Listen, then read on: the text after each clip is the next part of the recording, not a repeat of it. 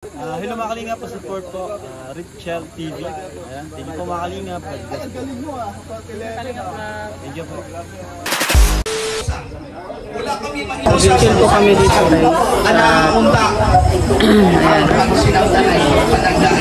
Sa inyo sana mong pasalamat uban sa mong pagtuo paglawong paghigugma. The Lord's Prayer sabay-sabay.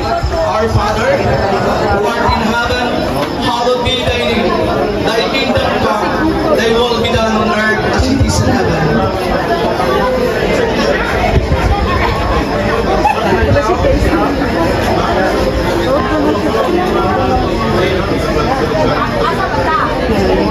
Hail Mary, full of grace, the Lord is with you. Blessed are you among women, and blessed is the fruit of your womb, Jesus.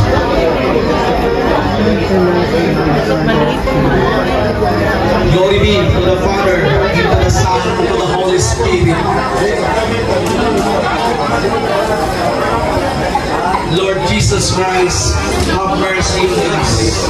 The Lord is my shepherd, that shall not be moved. In the name of the Father, the Son, and the Holy Spirit. Amen. God is good all the time. And all the time, God is good. Sabay-sabay, mabuhay! Sa Duterte! No! Ibalik siya sa Pilipinas! No! God bless us all.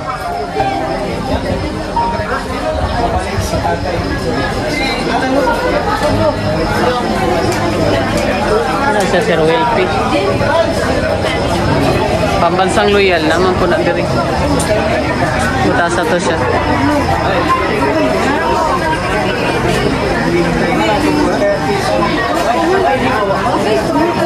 Taga Manila naman yung uban. May mga supan, mga PWD, mga ipantabangan na niya.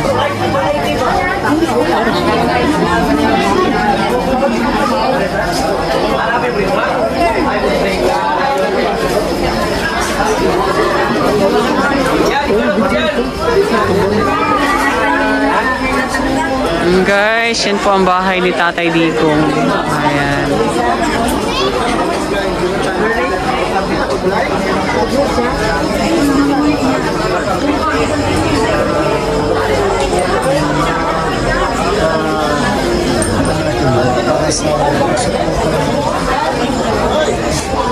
Ito.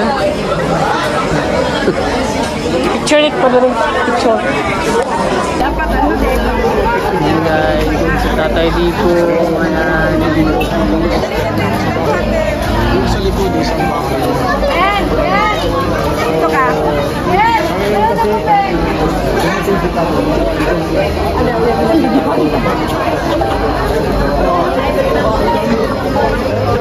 Ayan guys, itong bahay po ni Tatay Digong guys.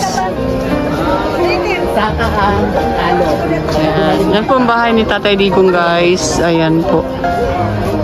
Yan po ang bahay niya. Ayan po ang gate. Napakasimple lang po at talagang hindi talaga ito po. Yung ano nila. Simple lang po talaga guys, no?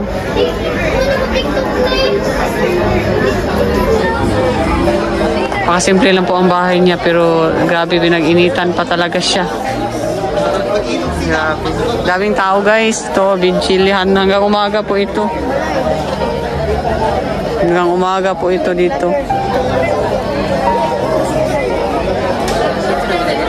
Ayan. Chichera.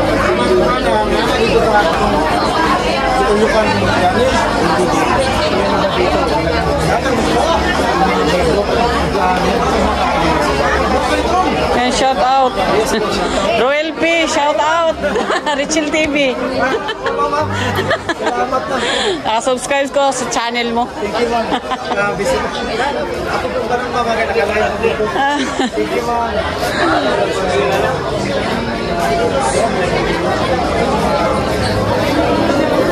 Ayan guys, dami namin dito. Dami may mga vlogger. Ayan. Ayan o. Daming tao. Dami talaga nagmamahal kay Tatay Digong. Handang pong ano po nila. Hanggang umaga po ito talagang may mga matatanda, mga PWD, ayan. Yung mga tinutulungan ni tatay, nandito po sila lahat. Ang mga PWD na tinutulungan ito po. Naka-wheelchair po yung iba. Ayan. Isa po yan sa mga tinutulungan ni Tatay Digong dito. Yan, ganyan po kamahal ng mga taga Davao talaga. Si Tatay Digong may mga ano po dito, mga bulag, mga blind na nandito po na tinutulungan ni Tatay Digong. Andyan po sila. Naka-wheelchair po yung iba, guys. Nakatungkod po yung iba. Sa isa sa mga tinutulungan lang talaga ni tatay, andito po talaga silang lahat, no? Nakaka-overwhelm dito sa loob ng ni Tatay Digong. Sobrang grabe ang sobrang nakakaano po ng puso po. Pag nandito lang po tayo sa sa loob, grabe po.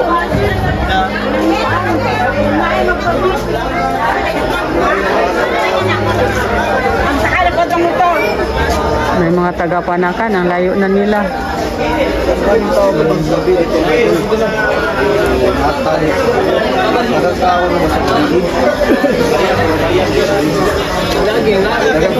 Hindi tayo maka-live kasi walang signal. Wala tayong signal dito.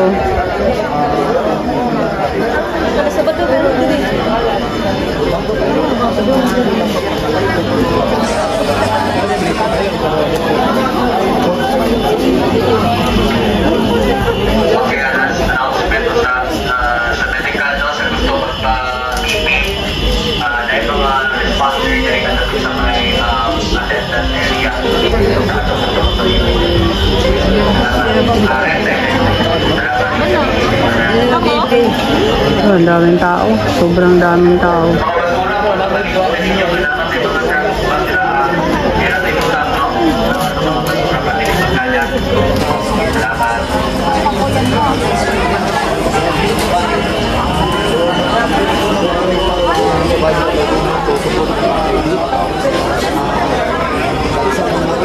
Kasi nga walang mga trabaho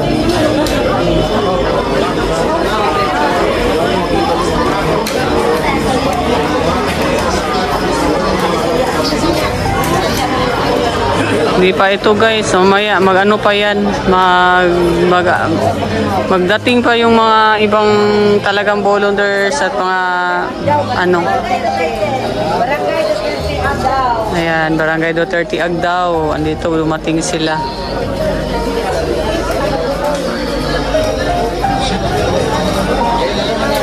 Grabe, daming na talaga yung tatay. Hanggang umaga po ito.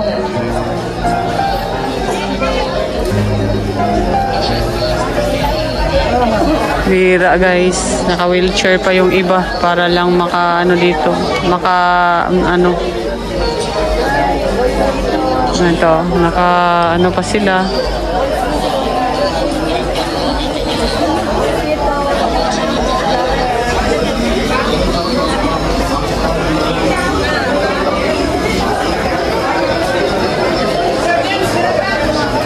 May mga nagpa-picture sa may mga nagpa-picture sa mga ni Tatay Digong sa niya dito.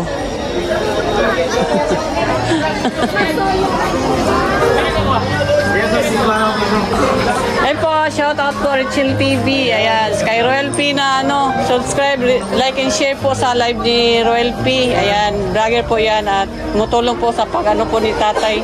Vlogger ng Davao po. Richel TV, Team Kalingap. Yes po. Sabi ni Ma'am Erickson dito. Thank you, ma'am. Hi, shout out to Erickson. Ayan. Team Rochelle.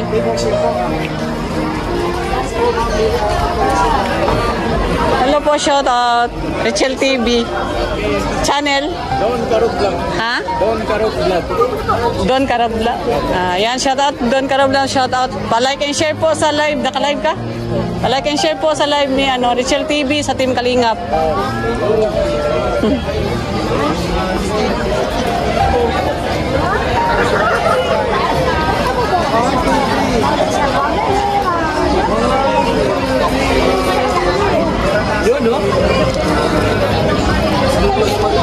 Ayan guys, ito po sa likod guys, ayan, dami pong nagbantay dito at dito mo makikita talaga na grabe po ang nagmamahal po talaga kay tatay. Kahit anong mangyari, andito lang din kami, no? Kahit anong mangyari guys, andito lang po kami palagi. At maraming salamat talaga sa mga tao na grabe, taos puso pong ano, ito po guys, dito sa likuran, o yun, no? May mga ano pa dito. Ayan, sa likod po. Oh, ayan. Dami namin at ano, sana po yung iba din mag-ano din dito, no? Para dito man lang mapalitan natin yung mga ginawa niya sa atin dito sa Davao at napapakita po natin yung ano, nakakaiyak dito. Diyos ko po. Nakakaiyak po dito sa ano, kasi mga emotional po yung mga tao talaga. Grabe. Ilang araw na at hindi pa po sila nakamove on. Ayan. Dasal-dasal po. Ano po, tulungan nyo po kaming madasal para mabalik po yung ano namin dito. Kahit hindi na po siya magpahinga na lang muna siya dito sa Davao. Tagal na din siyang nag-alaga sa amin. Kaya guys, ano lang po din kayo. Salamat po sa support and then sa ano, basta sa lahat po ng mga tumutulong, mga vloggers na nagmamalasakit po na araw-gabi, araw-araw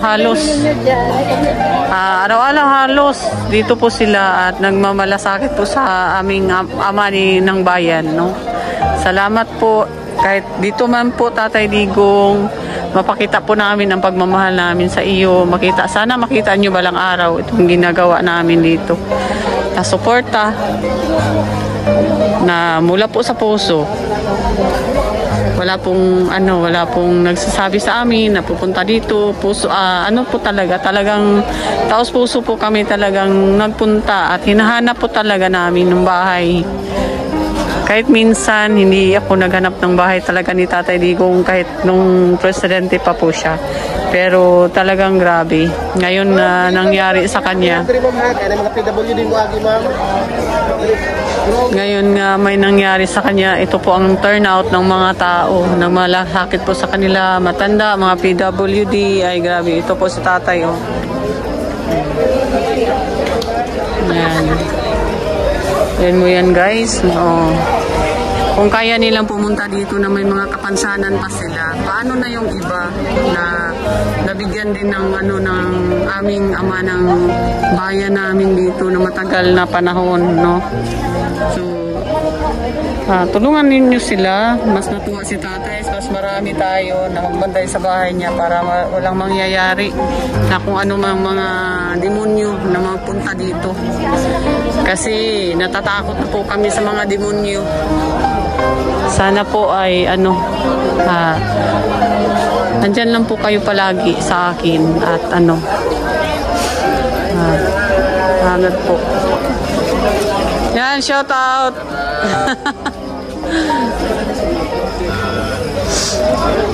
Yan guys, grabe. Daming talaga dito, no? Sobrang nakakatuwa at the same time nakakalungkot kasi nandito kami na habang si Tatay Digong nandun sa kulungan ng Netherlands, pero andito po kami para sa kanya kahit pa paano. Hindi man niya makita, balang araw makita man niya ito at talagang andito po kami na handang sumusuporta sa kanya. Taos puso po kami nagpunta dito. Wala po nagsasabi sa amin. Puso po namin ang talagang ito punta. Kaya maraming salamat guys. Salamat sa inyong tiwala. Salamat sa inyong itong video na to. Sana pa-like and share para marami naman makakita na mga kababayan natin na ito sa Davao, hindi namin pinabayaan itong bahay ni Tatay Digong hanggang doon sa munisipyo. Kahit wala po kami doon, kahit walang halimbawa may prayer po doon, dito po pagkatapos po doon pumunta po kami dito. Kaya ayan po guys, hanggang sa muli, ito lang po na muna. Ito lang muna sana siguro yung ano natin, no? Film natin, no? Kasi hindi ako maka-live. Yan, si Boss Dada guys, nandito. Oo nga, dito.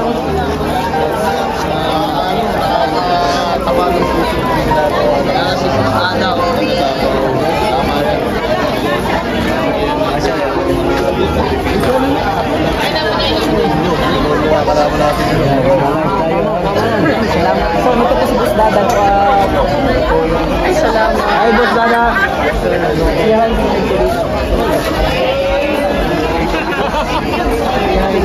Boss Dada po na. Dada mo na. Ayun, din to. Dito na pala si PRD, nakauwi na. Kauwi na nga. Kauwi na. Shoutout kay Boss Dada. Hello po. Shoutout po, Coach Oli. Nakasubscribe po ako at nakasupport din ako sa iyo. Richel TV sa Kalingap. Ay, magandang gabi po. Salamat. Salamat sa support sa tatay namin. Laban lang tayo.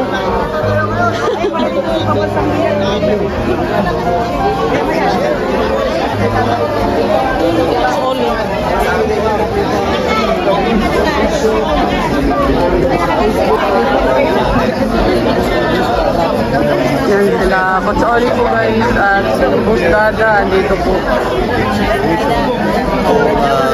Gaano ba karami yung nakikisimpat sa pagbulit Duterte, sa pagkikip sa kanila. Nakikita natin, nakakaingit kasi kami sa Manila. Naghahanap kami ng mga ganito maraming tao na magpakita ng suporta. And Yan si Coach Oli, kapatid ko dito ni Ano. United talaga yung mga talaga. Banakbay. Pinapakibigyan nila ng importansya yung mahalaga. Isang tao na ganda Pilipinas ang pangayos na Pilipinas. Sana gayahin itong Davao ng lahat ng mga lungsod sa buong Pilipinas at sana ay protektahan natin yung atin, huwag natin ipamigay, huwag natin hayaan na yung mga banyaga, dayuhan magkaroon ng kapangyarihan dito at kunin yung mga atin, lalong-lalo na yung mga tao na nagmahal sa atin. Nangyari na ito kay Pastor Apollo Quinloy, ginawa na nila kay Pangulong Duterte, kayang-kaya nilang gawin sa atin, pero kung marami tayo, magkakasama tayo, mahihirap. Tuloy lang tayo, laban lang. Yung sinabi ko Dapat ano, hindi natin tantanan. Laban lang po kami guys.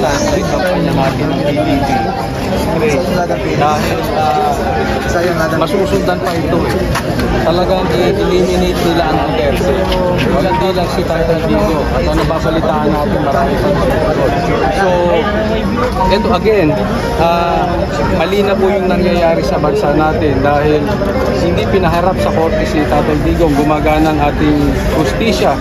Handa naman siyang harapin ng batas dito sa atin, hindi naman niya tinatakbuhan. Pero minadali.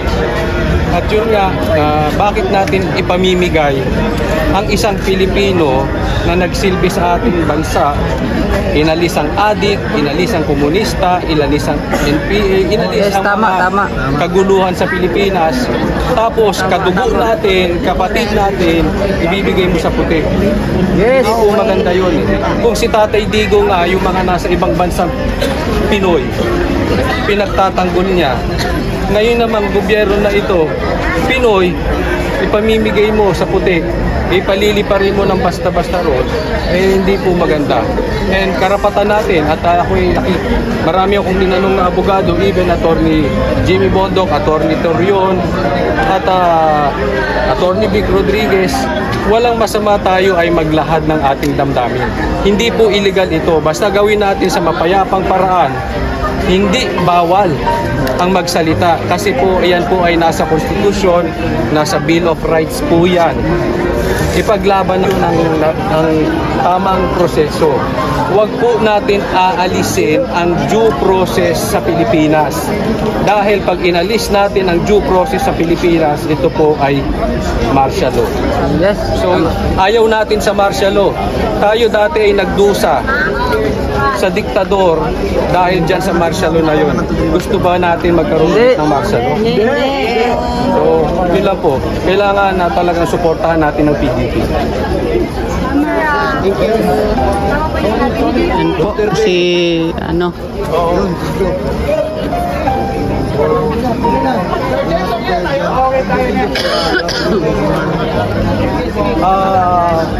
Sa Tricom meeting,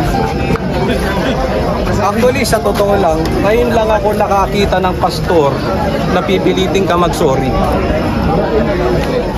Hindi ko alam kung doon sila masaya. Hindi ibigay natin yung gusto nila. I am sorry. Yun ang gusto nyo, di ba? Ibibigay natin. Yes. Ngayon pa lang, I apologize and I'm sorry. Yun. Happy? Mga kababayan. Actually, ang mensahe ko sa ating mga kababayan na nagpapasalamat kami dahil alam mo, kayo po yung talagang maraming naitutulong sa Duterte. Hindi po kami nasa media, kayo. Kaya maraming salamat sa inyo, sa mga vloggers kasi nandito kahit hindi man vloggers yung sumusuporta kasi hindi namin ito araw-araw mababantayan. At yung ginagawa niyo dito ay taos puso, hindi namin kayang ibalik. No? Pero maraming salamat dahil malay natin yung ginagawa ng kabutihan na yun, hindi man namin maibalik naman natin sa tayo. Yes, yan ang purpose. Duterte. Sa mga Pilipino na nagmamahal sa bayang Pilipinas, bantayan po natin ang ating bansang Pilipinas dahil tayo po ay nakakalwa. At hindi alam ng ating gobyerno, napakadelikado ng ginagawa nilang pakikipagkasundo sa mga nakakalwa. Akala nila, nakikinabang sila. Hindi nila alam, ginagamit sila ng mga makakaliwa para pag-away-awayin tayo. At in the end, pagkasira na tayo parehas, sila na yung sila na yung kukupkup sa bayan natin Pilipinas. So maging mapagmatsyag tayo. Maraming salamat sa lahat ng mga vloggers na 24 oras na nag-feed ng live stream from dito dahil alam natin meron daw di umano na mga threat na magtatanim ng mga ebidensya. Kaya anuhin natin, nangyari na ito sa KOJC at sigurado tayo na ginawa na nila kay Pangulong Duterte, lahat na ng illegal kaya na nilang gawin. Kaya make sure na yung inyong mga gadget nakaano yan, fully charged, at make sure na kayo po ay talagang nagbabantay dahil yung mga kalaban natin, sabi nga nila kung yung masama hindi natutulog, dapat tayo rin na mga nagbabantay, nagmamahal sa bayan, hindi rin nagpapalala. So maraming salamat sa ating lahat, tulong, tatag lang, sama-sama tayo. Mas marami tayo kaysa sa kanila. Ang Pilipinas ay tayong mga Pilipino. Hindi natin sila nilagay dyan para maging hari, tayo ang may-ari. Sige, may dudugtong lang sana. Kasi naalala ko yung kwento ni Sanakan. Sanakan. So, katong ba nga gusto ka mo anhi, welcome mong tanan, nga mag-anhi din niya, welcome sa mo nga mag-donate, o na mo ipang-donate, i-PM lang ko ninyo or direct mo nga mag-anhi din.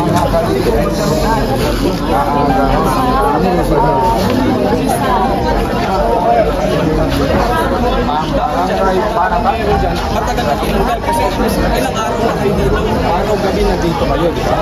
So walang matinong tao na mag-iiwan pa dyan. At kung may maiwan at may makita sila dyan, siguradong tanim yun. Hindi ka na mag-iiwan dyan, di ba? So ano pa makikita nyo dyan?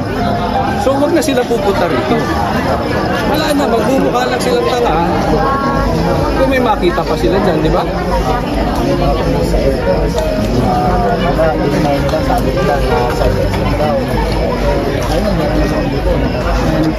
Yan si Boss Dada o si Coach Oli at yung isa pang kasama nila si G. Guevara. Ayan guys. Yan Carousel, mga kalingap.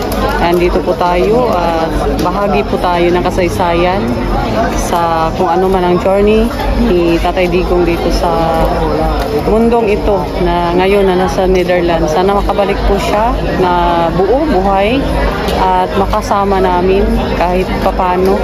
Yan. Dasal-dasal po tayo guys. Tulungan nyo po kami magdasal pag marami po tayo at marami makakarinig po sa ating dasal. Kaya maraming salamat po sa inyong lahat at dito na lang po, mahaba na po yung video natin at hanggang dito na lang po yung ano natin. Kaya thank you po, salamat. Sila ng Martian Law. So make sure na lagi lang tayo kalmado, huwag lang masyadong mainit ang ulo, sumunod pa rin tayo sa batas, and ayun lang, ingat lang. Kasi nakikita natin na sinisira nila ang Davao, pinoprovoke nila ang Davao, gusto nilang makuha ang Davao sa mga Duterte. Yan yung klarong-klaro. Kaya ano natin kasi malapit na yung malapit na yung eleksyon. Ang pinakatagumpay lang nila dito sa Davao is kung hindi matutuloy ang election na yan. So let us not give them a reason para agawin yung demokrasya sa atin by means of declaring something and then mawala yung election dito sa Davao. Kaya kalma lang tayo. Maraming salamat. Thank you sa palakas ng loob. Shout out. Shout out.